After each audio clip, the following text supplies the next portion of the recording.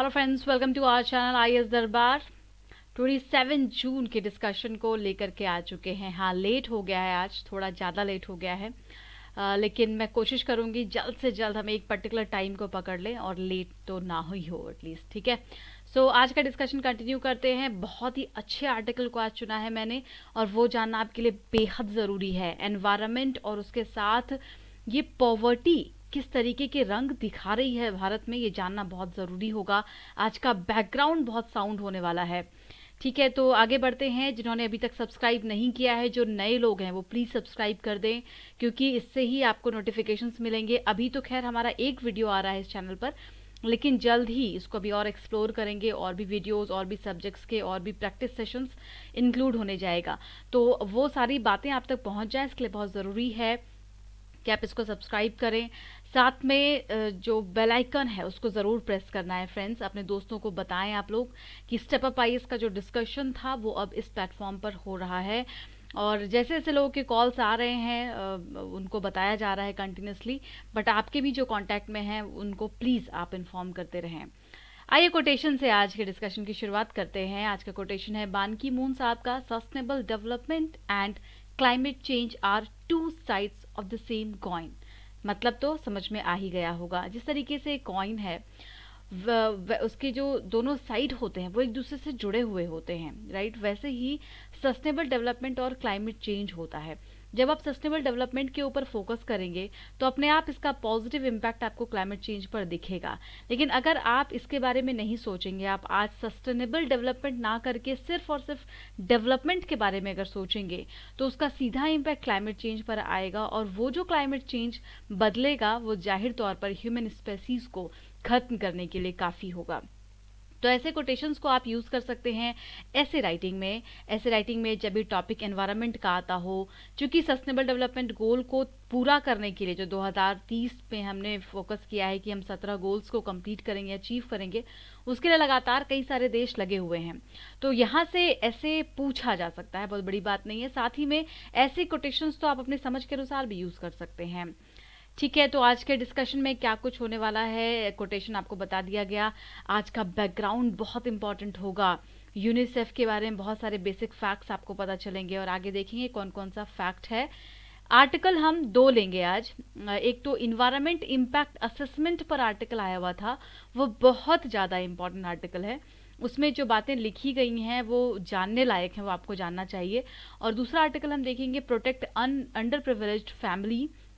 इसमें एक रिपोर्ट आई है आईएलओ और यूनिसेफ की मिलकर के, तो उन्होंने क्या कुछ बताया है भारत में जो बच्चे हैं उन पर क्या असर हुआ है इस लॉकडाउन का, वो किस तरीके से प्रभावित हुए हैं। बहुत सारे डाटा एंड फैक्ट्स के साथ इस आर्टिकल को लिखा गया है। तो आपको बहुत ही पेशेंटली उसको सुनना है और फिर उसके अकॉर्डिंगली अपना नोट्स तैयार करना है।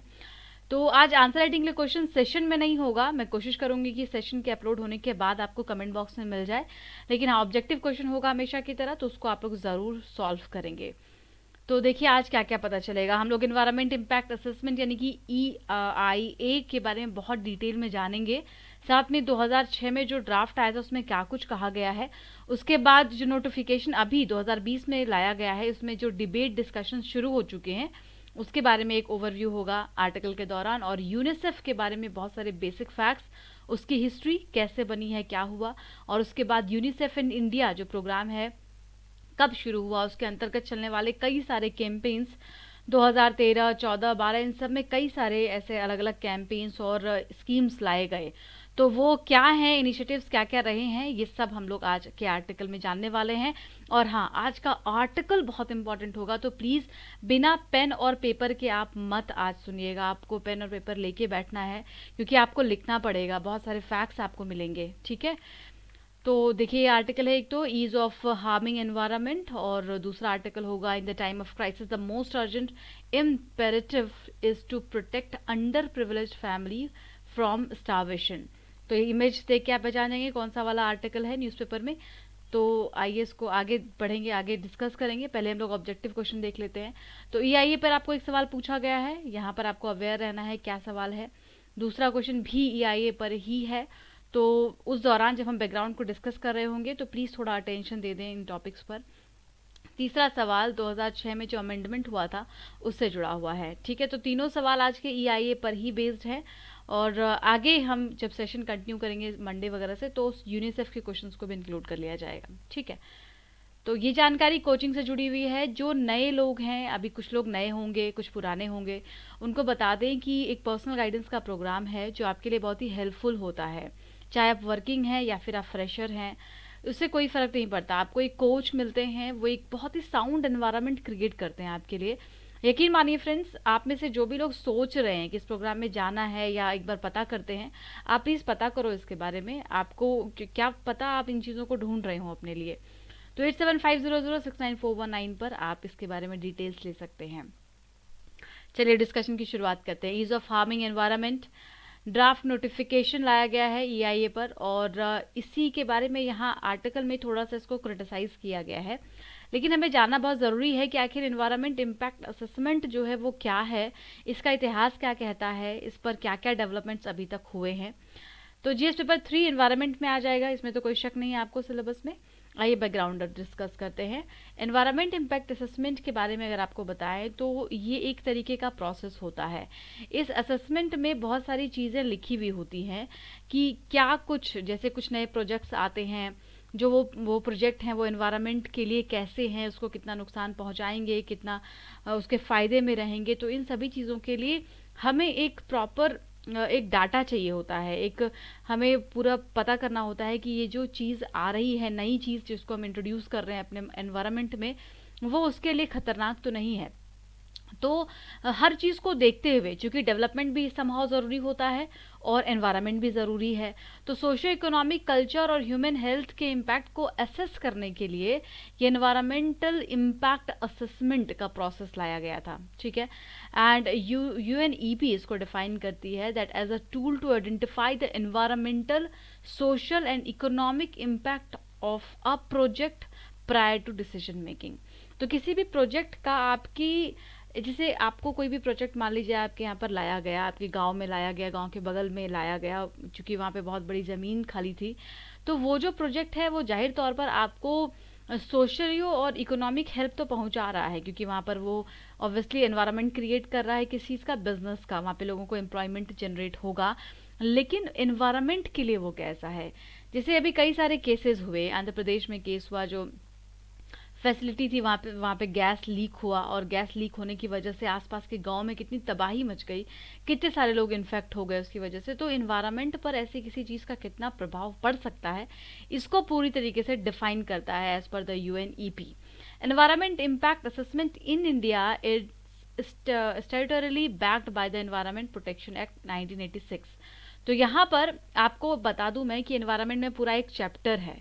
जब आप में से किसी ने भी पढ़ा हो अगर एनवायरनमेंट को पूरी तरीके से UPSC में, तो ये पूरा का पूरा चैप्टर है, इसको बैक करते हैं एनवायरनमेंट प्रोटेक्शन एक्ट 1986 के द्वारा। तो ये क्वेश्चन इस बार बन सकता है, इस बार के प्रीलिम्स में भी, क्योंकि ये गलतफहमी में आप लोग ना रहें कि क्वेश्चन बन चुका होगा, क्वेश्चन अभी प्रिपेयर होगा। तो ये जो फैक्ट्स अब हमारे सामने आते जा रहे हैं, ये एग्जाम के लिए, इस बार के एग्जाम के लिए भी बहुत इंपॉर्टेंट हो जाएंगे। हिस्ट्री क्या कहता है EIA का, इंडिया में अगर हम बात करें तो बहुत सारे डाटा एंड फैक्ट हैं। 20 साल के करीब हो चुके हैं इसके एक्सपीरियंस को इंडिया में, एंड इसको स्टार्ट किया था प्लानिंग कमीशन के द्वारा, 1976-77 की ये बात है। आज the department of science and technology to examine the river valley project from the environmental angle. तो उस समय में प्लानिंग कमीशन ने साइंस एंड टेक्नोलॉजी की डिपार्टमेंट को ये कहा था कि आप चेक करो जितने भी रिवर प्रोजेक्ट्स आते हैं, रिवर वैली प्रोजेक्ट्स आते हैं, उनका क्या इम्पैक्ट हो सकता है एनवायरनमेंट पर, उसको एक्सेस करने के लिए कहा गया था। बाद में फिर बहुत सारे डेवलपमेंट्स हुए, चेंजेस हुए, और फिर अल्टीमेटली 27 जनवरी 1994 को union ministry of environment and forest under the environmental protection Act 1986, क्योंकि उसके बाद हमारे पास एक्ट आ गया था 1986 का, जिसके अंतर्गत इस EIA को शामिल कर लिया गया। और सबसे इम्पॉर्टेंट बात यह है कि इसको मैंडेटरी कर दिया गया। जब भी कोई प्रोजेक्ट आगे लगाया जाएगा, किसी भी न्यू प्रोजेक्ट का इंस्टॉलेशन होगा, तो उसके लिए मैंडेटरी होगा, उनको एनवायरनमेंट क्लियरेंस लेना पड़ता है, आपको याद होगा ना। तो इसीलिए जो नोटिफिकेशंस होते हैं, जैसे अभी न्यूज़ क्या आई है, न्यूज़ ये है कि एनवायरनमेंट इम्पैक्ट असेसमेंट पर एक नया नोटिफिकेशन आया है 2020 में, और ये जो नोटिफिकेशन है अब ये आगे की जर्नी को तय करेगा। तो ये मैंडेटरी होता है हमेशा किसी भी प्रोजेक्ट के लिए, जैसे कि माइनिंग है, थर्मल पावर प्लांट्स हैं, रिवर वैली का प्रोजेक्ट है, इंफ्रास्ट्रक्चर में बहुत सारे डेवलपमेंट होते हैं, रोड, हाईवे, पोर्ट, ये सारे डेवलपमेंट होते हैं, इंडस्ट्रीज डेवलपमेंट्स होते हैं। तो वहाँ पर ये क्लियरेंस जो है, एनवायरनमेंट क्लियरेंस, ये मैंडेटरी होता है और इसी असेसमेंट के बेसिस पर वो क्लियरेंस दिया जाता है। तो आपको याद है ना कि इसमें एनजीटी वगैरह भी काफ़ी काम करती है। जो नेशनल ग्रीन ट्रिब्यूनल है उनका भी काम यही है, एनवायरनमेंट से रिलेटेड जो भी इश्यूज हैं उनके लीगल वैलिडिटी को चेक करना, उनके लीगल नॉर्म्स को चेक करने के लिए ही जो ट्रिब्यूनल है एनजीटी उसको बनाया गया है। ठीक है, कुछ साइलेंट फीचर यहाँ पर आपको जान लेना चाहिए। 2006 में जो बदलाव आया था, यानी कि 2006 में जो अमेंडमेंट्स हुए थे ईआईए के नोटिफिकेशंस में, क्योंकि अभी जो 2020 का चेंज है उसमें हम देखेंगे कि आर्टिकल में क्या कहा जा रहा है कि ये साउंड है 2006 से ज़्यादा या फिर उससे और डाउनग्रेड कर दिया गया। तो 2006 में कुछ बदलाव किया गया था, कैटेगरीज डिवाइड किए गए थे। जैसे कि कैटेगरी ए के अंतर्गत नेशनल लेवल के जो भी प्रोजेक्ट्स हैं वो आते हैं, कैटेगरी बी के अंतर्गत स्टेट लेवल के प्रोजेक्ट्स आते हैं। ठीक है, अब बी में भी B1 B2 प्रोजेक्ट्स होते हैं। B1 जो प्रोजेक्ट्स हैं जो स्टेट गवर्नमेंट के अंतर्गत आते हैं उसमें मैंडेटरी होता है आपको ये का एनवायरमेंट क्लियरेंस लेना, और B2 जो प्रोजेक्ट्स हैं वहाँ पर इसकी रिक्वायरमेंट नहीं होती है। तो ये बदलाव 2006 में किया गया था। साथ ही इसके 4 स्टेजेस को भी कॉम्प्राइजेस किया गया था, जैसे कि स्क्रीनिंग, स्कोपिंग, पब्लिक हियरिंग और अप्रेजल। तो ये सारी चीज़ें होंगी तभी आपको उस प्रोजेक्ट को क्लियरेंस मिलेगा। तो आपको इसको थोड़ा और आम भाषा में अगर आप समझने की कोशिश करें तो पब्लिक हियरिंग क्यों करेंगे, क्योंकि भाई कोई जब प्रोजेक्ट आ रहा है, मान लो कोई केमिकल की फैक्ट्री लग रही है, कोई एक्सपेरिमेंट का वहाँ पर प्रोजेक्ट चल रहा है, तो तो जो वहाँ के आसपास के लोग हैं वही तो सीधे तौर पे चपेट में आते हैं ना। किसी भी अगर कोई गैस लीक होता है, केमिकल स्प्रेड होने लग जाता है, या जिस तरीके से भी असम में आपने देखा कि ऑयल वेल में आग लग गई तो उसकी वजह से गांव के गांव जलकर तबाह हो गए। तो ऐसे किसी भी प्रोजेक्ट्स को लाने के पहले जो वहाँ के लोग हैं उनका कंसर्न जानना बहुत ज़रूरी होता है।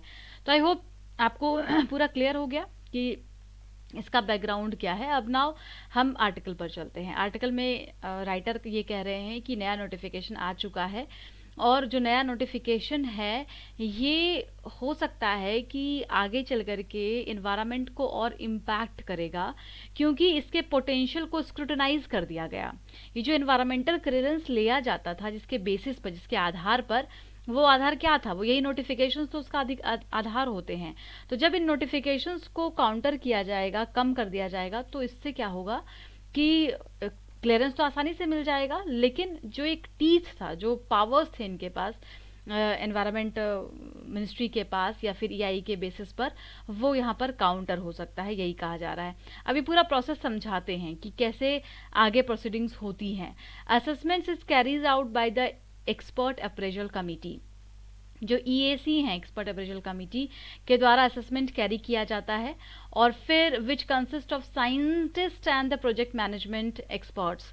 तो अप्रेजल कमेटी जो बनाई जाती है उसमें साइंटिस्ट होते हैं, प्रोजेक्ट मैनेजमेंट एक्सपर्ट्स होते हैं, वो मिलकर के पूरा स्टडी करके फिर एक रिपोर्ट तैयार करते हैं। फाइन, अब ये रिपोर्ट आगे बढ़ता है, आगे बढ़ करके पहुंचता है, पब्लिक हियरिंग होती है, लोगों के ओपिनियंस को जाना जाता है कि भाई अगर हम इस तरीके का नोटिफिकेशन लेकर के आते हैं तो आप इससे कितना सहमत हो। उस पर ऑब्जेक्शंस भी करते हैं कुछ लोग, और प्रोजेक्ट पर पूरी तरीके से बातचीत होती है, एंड देन ये जाता है मिनिस्ट्री ऑफ एनवायरनमेंट के पास। जो अप्रेजल कमेटी है वो फिर फाइनल इसका कॉल देती है ministry of environment and forest को, जो इसकी रेगुलेटरी अथॉरिटी होती है। समझ गए? तो रेगुलेटरी अथॉरिटी फिर अब ये तय करेगी कि हाँ, ये जो कमिंग नोटिफिकेशंस आ रहा है उसमें जो भी अपकमिंग बदलाव हैं उसको आगे प्रोसीड किया जाए। ना द प्रिकॉशनरी प्रिंसिपल। अब इन राइटर ये कहते हैं कि ये जो नया गाइडलाइन तैयार किया गया है इसमें हमें एक बात का ध्यान रखना चाहिए था कि जब प्रॉब्लम हो जाती है, जब वो चीज़ क्रिएट हो जाती है, उसके बाद हम उसको ठीक करने की बात करते हैं। क्यों ना हम उन प्रॉब्लम को ही ना होने दें, क्यों ना हम डैमेज को ही अवॉइड करें, रैदर देन जब डैमेज हो जाए फिर हम उसको ठीक करने की कोशिश करें। जैसे कि जो ऑयल स्पिल होता है, जब ऑयल स्पिल हो गया तो आपको उसके पहले के मेजर्स के बारे में सोचना है ना कि ऑयल स्पिलिंग हो ही ना। और स्पिल होने के बाद आपको क्या करना है, कैसे कंपनी को जाके वहाँ पर अलग अलग मेजर्स का इस्तेमाल करना है। लेकिन भाई इम्पैक्ट तो हुआ ना, वो जो ओशन है या वहाँ पे जो रहने वाले जीव जंतु उन पर तो प्रभाव पड़ गया। तो इसलिए इस तरीके की रेमेडी को लाया जाना चाहिए जहाँ पर कि प्रिकॉशनरी प्रिंसिपल्स हों, that we are legally bound to the precautionary principles under the international treaties, obligations and the Supreme Court judgments. तो कई सारे, आपको मालूम है, इसके लिए कई सारे एनवायरमेंटल कन्वेंशंस एंड प्रोटोकॉल्स हैं हमारे पास, चाहे वो बेजल कन्वेंशन हो, स्टॉकहोम हो, है ना। तो ये सारे जो भी कन्वेंशंस हैं वो एनवायरनमेंट के प्रोटेक्शन के लिए ही लाए गए हैं। और इसके अलावा कई सारे सुप्रीम कोर्ट के जजमेंट्स हैं, एनजीटी के केसेस हैं जो ये बताते हैं कि किस तरीके से हमें डील करना है किसी भी एनवायरमेंटल इश्यूज को। Now come to the new notification. इनका कहना है कि जो नया नोटिफिकेशन है उसने पावर को श्रिंक कर दिया। मतलब कि नोटिफिकेशंस में जो बातें कही गई हैं, जो अभी अप्रेजल कमेटी ने तैयार किया है, उसको जब ड्राफ्ट को पेश किया गया तो ये ड्राफ्ट जो 2020 का है, इस बात को दर्शाता है कि इसने जो टीथ थे, जो स्कोप था चीज़ों को बंद करने का, प्रोजेक्ट को रोकने का, उस पावर को कहीं ना कहीं कम कर दिया, उसको ले लिया गया, जो कि आगे चल करके एनवायरनमेंट के लिए पूरी तरीके से नुकसानदेह हो सकता है। 2006 के कंपैरिजन करते हुए भी ये बताते हैं कि उसके कंपैरिजन में भी अगर ये देखा जाए तो इसने बहुत ज़्यादा स्कोप छोड़ दिया। जो प्रोजेक्ट इंजीनियर्स होते हैं या जो प्रोजेक्ट को लेकर के आते हैं, बड़े बड़े बिजनेसमैन होते हैं, उनके लिए बहुत स्कोप छोड़ दिया कि वो कैसे साइड से निकल सकते हैं बिना मतलब क्लियरेंस, कैसे वो इजीली गेट कर सकते हैं यहाँ पर, और विदाउट सिक्योरिंग द ट्रांसपेरेंसी। इस तरीके की एक अपॉर्चुनिटी प्रोवाइड कर रहा है ये नया नोटिफिकेशन। एक बात के लिए मैं यहाँ पे आपको अवेयर कर दूं कि अभी इस पर और डिस्कशंस होंगे, ठीक है। तो ये आज का जो डिस्कशन है ये तो नेगेटिवली है, क्रिटिसाइज कर रहे हैं। हो सकता है कि आगे हमें इस पर कुछ पॉजिटिव फैक्ट्स भी मिलेंगे, तो अपने माइंड को ओपन कर दें कि अभी इस पर डिस्कशन चलने वाला है, क्योंकि नया नोटिफिकेशन है और इसके द्वारा हमें बहुत कुछ यहाँ से पता भी चल जाएगा। Ex post facto clearance route, अब ये जो एक रूट इस नोटिफिकेशन में अपनाया गया है, ex post facto clearance route, वो बहुत सारी प्रॉब्लम्स को क्रिएट करेगा। जैसे कि जब प्रॉब्लम्स हो जाती हैं, मान लीजिए किसी प्रोजेक्ट की वजह से वहाँ पर उस जगह पर कोई दिक्कत आई, तो क्या होगा, अगर उन्होंने कुछ लॉ को ब्रीच किया है तो उसके वॉलेशंस के लिए उनको फाइन देना पड़ेगा, या थोड़ी बहुत उनको जो भी फाइन बताया जाएगा या पनिशमेंट होगा उसको बताया जाएगा। लेकिन हमें इसको और ज़्यादा साउंड बनाने की ज़रूरत थी। यहाँ पे कहा जा रहा है कि हमने ये जो नोटिफिकेशन तैयार किया है, इससे कोर्ट के भी ऑर्डर्स को हमने बाईपास कर दिया है, और ये कहीं ना कहीं अपने आप में क्वेश्चनेबल है कि जिस तरीके से कई बार सुप्रीम कोर्ट के वर्डिक्ट्स आए हैं, कई बार इंटरनेशनल कन्वेंशंस हैं और जो प्रोटोकॉल्स हैं वो ये कहते हैं कि आपके यहाँ पर साउंड एनवायरनमेंट लॉज होने चाहिए, और अगर हम उसको बाईपास कर रहे हैं, नज़रअंदाज कर रहे हैं, तो उस चीज़ को नोटिस करना बहुत ज़रूरी है। क्योंकि जैसे आपने किसी भी रूट में एक एक्सेप्शन को छोड़ दिया, वैसे ही आपको सालों साल लग जाते हैं उस एक्सेप्शन को ख़त्म करने में, राइट। तो आप देखिए, जैसे कोई कानून बनता है ना, तो उस कानून को कैसे तोड़ना है उस पर लोग फटाफट से लग जाते हैं कि उस कानून से बचने का क्या रास्ता है। इस पर हमने कई बार कोटेशन भी डिस्कस किया है कि कानून को जो आम इंसान है, जो आम नागरिक है, ठीक है ना, उनके लिए कानून आप कुछ भी लाओ वो उसको ओबे करते हैं, वो उसको फॉलो करते हैं। लेकिन जिनको कानून को नहीं मानना होता है ना, वो आप कोई भी कानून लेकर के आओ, उसमें से बचने का पूरा रास्ता वो निकाल लेते हैं।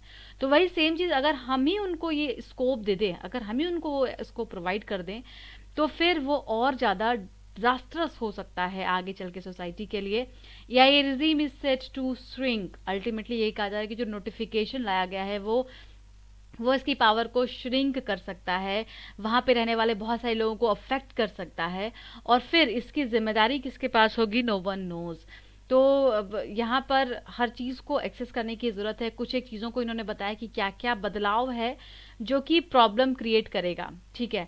पहला तो इन्होंने बताया कि ये जो नोटिफिकेशन है इसमें पहले साल में मतलब 6 महीने में एक बार रिपोर्ट करना होता था, मॉनिटरिंग होती थी प्रोजेक्ट्स की, लेकिन अब इसको साल में एक बार कर दिया गया है, ठीक है। तो मतलब वो कभी भी हो सकता है। दूसरी चीज़ कि यहाँ पे कई सारे जो क्रिटिकल सेक्टर्स हैं उनको भी इसमें ला दिया गया, जैसे माइनिंग सेक्टर वगैरह बहुत ही क्रिटिकल होते हैं, उनमें भी बहुत ही आसान कर दिया गया है अप्रूवल वगैरह को। एंड इंडस्ट्रीज की यहाँ पे बात करें कि industries that previously fell under the category that required a full assessment have been downgraded. तो ऐसी इंडस्ट्री जिसमें कि फुल असेसमेंट रिक्वायर्ड होता था, मतलब आप अगर उस चीज़ की इंडस्ट्री लगा रहे हो तो आपको पूरी तरीके से वो असेस करेंगे तब जाकर के एनवायरमेंट क्लियरेंस देंगे, उसको भी डाउनग्रेड कर दिया गया। अब यहाँ पे आप दूसरा एंगल सोचो, ऐसा क्यों किया गया है? नॉर्म्स को, लॉज को ईज किया जा रहा है, ध्यान दीजिए, क्योंकि सरकार का यहाँ पे उद्देश्य क्या हो सकता है कि ज़्यादा से ज़्यादा इन्वेस्टमेंट हो, ज़्यादा से ज़्यादा कंपनियां आपके भारत में आए। इसलिए क्योंकि कई बार क्या होता है कि एनवायरमेंट क्लियरेंस के डर से बहुत सारी कंपनियां इन्वेस्ट नहीं करती है, क्योंकि उनको लगता है कि यार यहाँ पे तो जो कानून है बहुत ही सख्त है, और अगर सख्त है तो हम वहाँ जाएंगे, पैसे लगाएंगे तो वेस्ट हो जाएगा। तो इसलिए गवर्नमेंट कहीं ना कहीं इस चीज़ को ध्यान में रख रही है, बट हमें ये सोचना पड़ेगा कि ये हम क्या कर रहे हैं। अगर हम इस तरह की कोई भी बदलाव करते हैं जो आगे चल करके लोगों की जो प्रोजेक्ट लेकर के आ रहे हैं या इन्वेस्टर्स हैं उनकी रिस्पॉन्सिबिलिटी को वो समझ नहीं रहा, तो फिर वो अल्टीमेटली हमारे ही हेल्थ पर इसका इम्पैक्ट पड़ेगा। और जो लोकल पीपल हैं, जो ऑलरेडी जिनके पास कोई स्कोप नहीं होता, कोई होप नहीं होता, उनको और ज़्यादा परेशानी यहाँ से आ सकती है। तो ये बताता है कि कैसे श्रिंक कर रहा है इसके पावर को ईआईए के, और उसको लगातार वीक बना रहा है। इस तरीके की वीक ईआईए प्रोसेस को रखना एंटी डेमोक्रेटिक कहा जा सकता है। आर्टिकल में कह रहे हैं कि इसको एंटी डेमोक्रेटिक माना जाना चाहिए, जो कि इतने सारे लोगों को, कम्युनिटीज़ को अफेक्ट करे, लाइवलीहुड को अफेक्ट कर सकता है, फॉरेस्ट को डिस्ट्रॉय कर सकता है, और पूरे वहाँ आप समझ सकते हैं कि वहाँ की पूरी जो सिस्टम है, कम्युनिटी है, सोसाइटी है, उसको ख़त्म करने के लिए काफ़ी हो सकता है। तो ऐसे में हमें अपने आवाज़ को उठाने की ज़रूरत है। Ministry of environment and forest है, उनको भी इस पर ध्यान रखना होगा, और जो प्रोजेक्ट का क्लियरेंस है वो कैसे करना है, पब्लिक हियरिंग कैसे होनी चाहिए, इन सभी के बारे में एक बार फिर ध्यान देने की ज़रूरत है। कंक्लूजन का कहना है कि अभी कई सारे इवेंट हुए, चाहे आप ऑयल की बात कर लीजिए, ऑयल इंडिया लिमिटेड जो अभी तिनसुकिया डिस्ट्रिक्ट असम में, वहाँ पर एक ऑयल वेल में आग लग गई, और वहाँ पे क्लियर कट ये बताया जा रहा था रिपोर्ट्स के माध्यम से कि किस तरीके से लापरवाही हुई है। बहुत समय था लोगों के पास, जब वहाँ पे गैस लीकेज हो रहे थे तो करीबन 20 से 25 दिन का समय था, और उस दौरान में लोग कुछ भी नहीं कर पाए। सिंगापुर से 3 लोग आते हैं और वो उसको चेक करते हैं, वो नाकाम रहते हैं चीज़ों को एसेस करने में, और आग लग जाती है। तो इस तरीके का की जो लापरवाही होती है वो आगे ना हो, इसके लिए हमें प्रिकॉशनरी मेजर्स को लेने की ज़रूरत है, लीगल जो नॉर्म्स उसको और साउंड बनाने की ज़रूरत है। Yes, investment is necessary, yes, employment is necessary, but not on the stake of the life. तो लाइफ जो है वो हमारा अल्टीमेट फंडामेंटल राइट है, राइट टू लाइफ, और उसको प्रिजर्व करना मेन रिस्पॉन्सिबिलिटी होनी चाहिए। विशाखापत्तनम का केस भी जिक्र करते हैं, एलजी पॉलीमर्स में जिस तरीके से गैस लीक हुआ और वहाँ पर 12 लोगों की जानें गई। 12 लोगों की जानें तो ऑफिशियली आप देख रहे हैं, बाकी वहाँ पर रहने वाले जो लोग हैं वो एग्जैक्टली बताते हैं कि कितनी ज़्यादा क्षति उस पूरे इलाके में हुई है लोगों की। तो ऐसे में इन्वायरमेंट क्लियरेंस को आसान कर देना, डाउनग्रेड कर देना, एक नए डिज़ास्टर को आने के लिए जगह छोड़ देता है। तो इस बात को सरकार को समझने की ज़रूरत है। अगला आर्टिकल डिस्कस करते हैं, बहुत इंपॉर्टेंट आर्टिकल है और बहुत अच्छे रिपोर्ट्स हैं। हालांकि बहुत ही दर्दनाक डाटा है जब आप देखेंगे तो, लेकिन आपको उसको लिख लेना है क्योंकि आपके बहुत काम आएगा वो। जीएस पेपर 2 सोशल जस्टिस में आप इसको रख सकते हैं, पॉवर्टी में इसको एसोसिएट कर सकते हैं, कई जगह पर एसोसिएट हो जाएगा। तो पहले बैकग्राउंड डिस्कस करते हैं, यूनिसेफ के बारे में थोड़ा सा जानते हैं। यूनाइटेड नेशंस चिल्ड्रंस फंड इसका फुल फॉर्म है। यूनिसेफ का एक स्पेशल प्रोग्राम है, किसके अंतर्गत? यूनाइटेड नेशंस के अंतर्गत, ठीक है। और ये इसका जो मेन प्राइमरी काम है वो है कि इम्प्रूव करना हेल्थ, न्यूट्रिशन, एजुकेशन और general welfare of the children को, यानी कि बच्चों से एसोसिएटेड जो भी प्रोजेक्ट्स होते हैं, उनसे एसोसिएटेड जो भी चीज़ें हैं उसको देखना यूनिसेफ का काम होता है।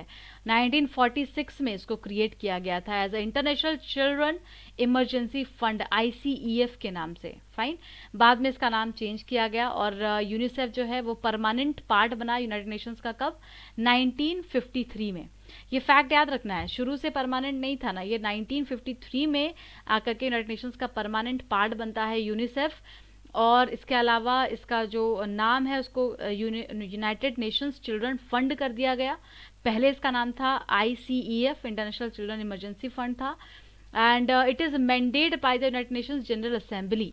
तो यूएनजीए के द्वारा जो भी चाइल्ड राइट्स हैं उनके प्रोटेक्शन के लिए मैंडेट उनको दिया जाता है और इसको आगे ये कंटिन्यू करती है। कौन से कन्वेंशन से इसको गाइडेंस मिलता है ये याद रखिएगा, इंपॉर्टेंट होगा। तो convention on rights of the child 1989 याद रखना है। इस कन्वेंशन से गाइडेंस मिलता है यूनिसेफ को और बच्चों के प्रोटेक्शन का पूरा ख्याल रखना इनका काम होता है। इनको अवार्ड भी किया गया है नेशनल प्राइज फॉर पीस से 1965 में, याद रखना है। किस लिए? ब्रदरहुड को प्रमोट करने के लिए नेशंस टू नेशन। इसका हेडक्वार्टर न्यूयॉर्क सिटी में है, याद रखना है। किसकी बात कर रहे हैं हम? यूनिसेफ की बात कर रहे हैं। मेंबर कंट्रीज 190 कंट्रीज हैं, 7 रीजनल ऑफिसेज हैं इसके, याद रखिएगा। यूनिसेफ एट इंडिया की बात करते हैं। It began it's work in 1949। आप ध्यान दीजिए कि भारत के साथ यूनिसेफ कब से काम कर रहा है? 1949 से काम करता आ रहा है, यानी कि जब ये परमानेंट मेंबर नहीं था यूनाइटेड नेशंस का, तब से ये भारत के साथ काम कर रहा है। And 3 staff member established an office in Delhi 3 years later. उसके बाद नोडल मिनिस्ट्री कौन है ये भी याद रखिएगा, कई बार आप कंफ्यूज हो सकते हैं। Women ministry of women and child development इसकी नोडल मिनिस्ट्री है यूनिसेफ एंड इंडिया की। और इसमें कई सारे प्रोग्राम्स अब तक हुए हैं, जैसे कि 2011 में एक सेंसस रिपोर्ट आता है, उसमें बहुत सारी चीज़ें सामने आती हैं कि क्या स्थिति है भारत में, कितने बच्चे हैं, कितनी पॉवर्टी है, कितनी गरीबी है। उसके बाद 2012 में पोलियो कैंपेन चलाया जाता है भारत को पोलियो फ्री बनाने के लिए। और कहीं ना कहीं ये सारे कैंपेन्स ऐसे रहे, ये सारे ऐसे स्टेप्स रहे जिसने कि भारत को उस मुकाम पे पहुंचाया भी कि भारत ने अपने आप को, WHO ने भारत को पोलियो फ्री घोषित भी किया। And UNICEF and WHO, Bill and Melinda Gates Foundation, इन सभी ने मिलकर के पोलियो के अगेंस्ट कैसे काम करना है ये सारा काम किया था। 2013 में रिडक्शन इन MMR, जो मेटरनल मोर्टेलिटी रेट है उसमें रिडक्शन के लिए बहुत सारे प्रोग्राम्स चलाए। उसमें से एक था नेशनल हेल्थ मिशन, याद रखिएगा, ये आपको मालूम भी होगा, पहले आपने पढ़ा भी होगा। नेशनल हेल्थ मिशन यूनिसेफ के सपोर्ट से लॉन्च किया गया था। और सेकेंड फेज में reproductive and child health programme. ये सारे ना बहुत इंपॉर्टेंट फैक्ट्स हैं जो हम डिस्कस कर रहे हैं, इसको आप प्लीज़ याद रखें, लिख लें कॉपी में। जो फ्रेशर हैं वो भी आंख बंद करके इसको याद करें, रट लें। और reproductive and child health programme भी इसी का हिस्सा था। तो ये फैक्ट आप आंसर वगैरह में डालेंगे तो बहुत वेट मिलेगा। इसी ने MMR को डिफाइन किया। MMR को डिफाइन करके क्या होता है, जो मेटरनल मोर्टेलिटी रेट है उसको डिफाइन किया गया कि मेटरनल डेथ पर 1 लाख लाइव बर्थ, उसे MMR को चेक किया जाता है। इन्फेंट मोर्टेलिटी रेट को कैसे चेक किया जाता है? नंबर ऑफ डेथ्स पर 1000 live birth of children under 1 year of age. 1000 जो लाइव बर्थ होता है बच्चों का, उसमें 1 साल के एज में जितने बच्चों की डेथ होती है वो रेशियो बताता है इन्फेंट मोर्टेलिटी रेट को। ठीक है, फिर कॉल टू एक्शन 2013 को लॉन्च किया गया। इसमें मोर्टेलिटी के खिलाफ कैसे काम करना है, अंडर 5 जो मोर्टेलिटी होता है उसको कम करना है, उसके लिए क्या किया जाए, इन सारे प्रोग्राम्स को अदर NGOs और अदर मिनिस्ट्री के साथ मिलकर के यूनिसेफ ने लॉन्च किया। और इससे आप ये समझ पा रहे होंगे कि अभी तक यूनिसेफ इन इंडिया ने कितने सारे काम भारत में किए हैं। 2014 में जो लेटेस्ट प्रोग्राम है इंडिया न्यूबॉर्न एक्शन प्लान, उसी में call to action, reproductive, maternal, newborn, ये सब आपको याद रखना है। फाइन, चलिए मेन आर्टिकल की तरफ चलते हैं। With huge data and facts, कहा जा रहा है कि एक रीसेंट सर्वे हुआ, पेंडेमिक के बाद क्या स्थिति है। बहुत दर्दनाक स्थिति है। इनोसेंट बच्चे, इनोसेंट चाइल्ड, जिनको कि एक कल हमने एक डिस्कस किया था ना एक कोटेशन को, कि गरीबी एक इस तरीके की सज़ा होती है जो बिना किसी क्राइम के मिलती है। और आप देखिए जो बच्चे हैं, इनोसेंट बच्चे हैं, उनको इतनी बड़ी सज़ा मिली इस पेंडेमिक के बाद, कैसे? तो ये रिपोर्ट्स बता रहे हैं, जो यूनिसेफ एंड ILO ने कंबाइंड रिपोर्ट को जारी किया है, उन्होंने बताया कि इकोनॉमिक डिप्रेशन की वजह से और उसके बाद लॉकडाउन हो जाने की वजह से बच्चों को कितनी सारी समस्याओं का सामना करना पड़ा। कोविड-19 एंड चाइल्ड लेबर को यहाँ पे डिस्कस कर रहे हैं कि पीपल फेसिंग एक्सट्रीम पॉवर्टी 40 से 60 मिलियन पहुंच गया एक ही साल में। पॉवर्टी, गरीबी, अच्छों की हालत खराब हो गई। Reduce opportunity in the labour market for parents, क्या हुआ, जो पेरेंट्स हैं, अब हमने तो खुद माइग्रेंट लेबर के बारे में कितना डिस्कस किया हुआ था ना, तो जो पेरेंट्स हैं उनके पास अपॉर्चुनिटी नहीं रही, काम नहीं रहा, उनके पास इनकम बंद हो गया। और उसके बाद मिलियंस ऑफ ऐसे चिल्ड्रन हैं जो कि जिनका कि रिस्क फैक्टर काफ़ी बढ़ गया, जो एक्सप्लॉयटेटिव हजार्डस वर्कर्स हैं, वहाँ पर उनको काम करने के लिए मजबूर होना पड़ा। उसके बाद कोविड-19 का जो इम्पैक्ट रहा बच्चों पर, वो इतना रहा कि बच्चों को फूड अवेलेबिलिटी नहीं हो पाई because of the economic recession. बहुत सारे ये जो नंबर्स थे वो बढ़ गए। And pandemic impact the children, बहुत बुरी तरीके से पेंडेमिक ने बच्चों को इम्पैक्ट किया। उसके डाटा देख सकते हैं, नंबर्स देख सकते हैं। अब देखिए, बच्चे जनरली क्या होता है कि अभी मिड डे मील का कैंपेन चलाया गया था, उसके बाद कई सारे प्रोग्राम्स हैं जिसके तहत कि सरकार बच्चों को खाना प्रोवाइड कर रही थी। अब क्या हुआ, लॉकडाउन हो गया, स्कूल बंद हो गए।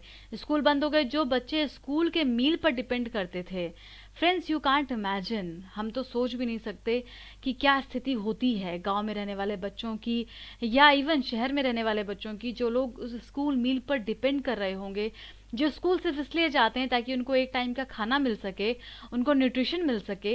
लेकिन स्कूल के बंद हो जाने की वजह से उनके लिए वो सारी चीज़ें छिन गई, उनको कुछ नहीं मिल पाया। While over 2/3 of developed country have adopted distance learning. इतना ही नहीं, अब डेवलप्ड कंट्री में तो डिस्टेंस लर्निंग को अडॉप्ट कर लिया गया, लेकिन आप देखिए कि भारत में ऐसी कोई सुविधा ही नहीं है। जो डेवलपिंग कंट्रीज हैं, डेवलपिंग नेशन है या लो इनकम कंट्रीज हैं, वहाँ पर कोई कैसे डिस्टेंस लर्निंग को अडॉप्ट कर पाता। उसके लिए हाई स्पीड इंटरनेट चाहिए, पावर सप्लाई चाहिए। जब किसी के पास खाने को अनाज नहीं है तो वो हाई हाई स्पीड में इंटरनेट कैसे लेकर के आएगा। तो इसकी वजह से क्या हुआ, जो लिटरेसी रेट है वो भी इम्पैक्ट हुआ और वो भी नीचे गया। मतलब एक तो बच्चों में न्यूट्रिशन की कमी हुई, पॉवर्टी बढ़ गया, गरीबी हुई, और दूसरी तरफ लिटरेसी रेट भी बहुत तेज़ी से नीचे गया। पूरे वर्ल्ड की जो सिनेरियो है वो ही बहुत ज़्यादा दुखद है, उसमें भारत भी एक है। बहुत वर्स्ट कंडीशन हुआ पूरे विश्व में, और उसी का एक एग्जाम्पल इंडिया में भी आप देख सकते हैं। भारत में भी सेम स्थिति है। हमने कई सारे इस दौरान में न्यूज़ देखे थे। आपको याद है, एक माँ थी, वो अपने बच्चे को एक ट्रॉली बैग पर लेकर के जा रही थी, वो पैदल चल रही थी। उसके बाद आपने कई सारे इमेज देखे होंगे कि माँ बाप जो है वो आगे आगे चल रहे हैं, बच्चे पीछे पीछे जा रहे हैं, उनको लोग पूछ रहे हैं आपने खाना खाया, तो वो कह रहे हैं वो नहीं खाया है हमने। फिर उनको कुछ लोगों ने खाना दिया। तो इस तरीके से जिनको हम देख पाए हमने उनकी मदद की, जिनको हम नहीं देख पाए उनकी हमने मदद नहीं की। इस तरीके से बहुत सारे ऐसे बच्चे रहे। रेलवे प्लेटफॉर्म्स पर एक से एक ऐसे हादसे हुए जिसने लोगों को दहला के रख दिया। और बताया जा रहा है कि save the children foundation conducted a survey. इन्होंने एक सर्वे किया 16 राज्यों में, जहां ये पाया गया कि 7,000 responded to access the impending catastrophe unfolding in the house holds.